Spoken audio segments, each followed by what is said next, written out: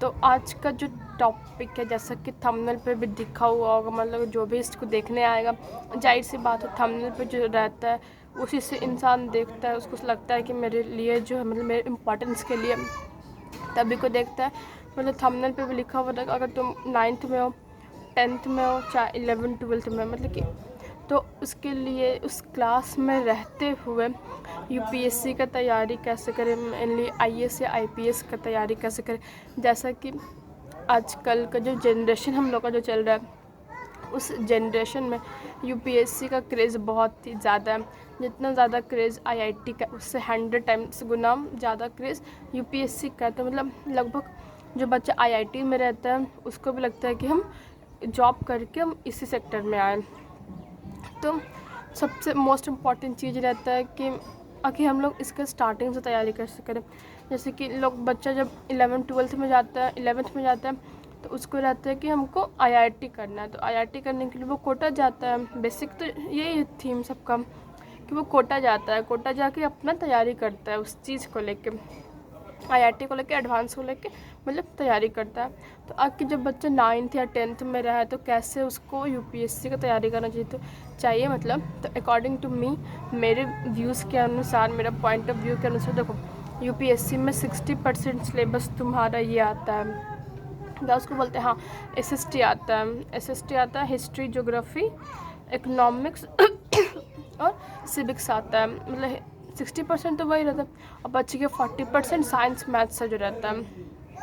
तो लोग सबसे पहले उसका यूपीएससी का 3 स्टेज होता है, सबको पता होगा, किसी को नहीं पता तो हम बता देते हैं। ये prelims, mains and then interview.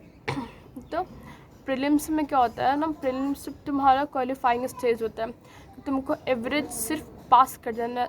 उस प्रीलिम्स के बेसिस पे तुम्हारा नंबर डिसाइड नहीं होता, तुम्हारा रैंक चाहे तुम्हारा पोस्ट बिल्कुल भी डिसाइड नहीं होता। तो आखिर हम 9-10 से, चाहे 11-12 से आखिर उसका हम तैयारी कैसे कर सकते हैं। तो 9-10 से तैयारी करने के लिए, मतलब जैसे कि हम लोग का बोर्ड में भी एसएसटी तो आता ही है, उसी से हम लोग का परसेंटेज बढ़ता है। तो जब हम लोग 9th में रहते हैं, मैंने तो अगर बच्चे का अगर पहले से मेरा माइंड में सेट है, जैसे कि जब बच्चा 8 में रहता है, 6 में रहता है, 7th में रहता है, तो हम लोग का जनरेशन इतना वेल डेवलप्ड हो चुका है, मेंटली स्ट्रॉन्ग रहता है कि उसको पता रहता है कि हमको क्या करना है अपने इन करियर फ्यूचर में, आखिर हम लोग को क्या करना है।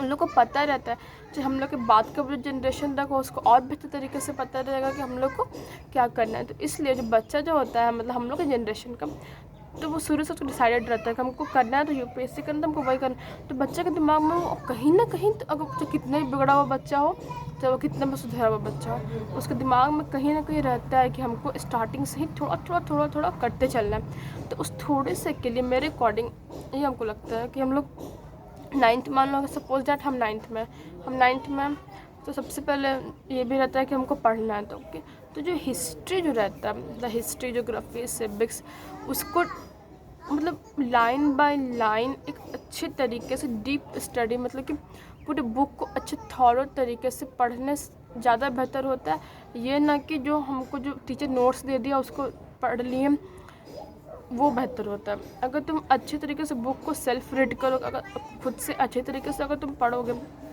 तुमको कहीं ना कहीं दिमाग में स्टोर रहेगा। जब तुम्हारा वो प्रिपरेशन का, जब तुम्हारा वो टाइम आएगा, जब तुम उस चीज़ को, जब तुम उसको पढ़ो, तुमको वो जो रहेगा ना एकदम स्मूथ वे में लगेगा। ये नहीं लगेगा कि हम बहुत ज़्यादा एकदम टफ़ लगेगा, तैयारी टफ़ नहीं लगेगा, तुमको बहुत स्मूथ लगेगा। तो इसलिए जब तुम 9th में जाओ, तो जो एसएसटी का जो बेसिक पोर्शन है बता रहे हैं, मतलब यूपीएससी के लिए, तो एसएसटी का जो बेसिक तुम्हारा पोर्शन रहता है 9th में, उस पोर्शन को अच्छे तरीके से सेल्फ रीड करो। उससे तुम्हारा कॉन्फिडेंस धीरे धीरे डेवलप होगा, तुम्हारा नंबर भी अच्छा आएगा एसएसटी में, और तुम अच्छा उस टाइम भी तुम कर सकते हो।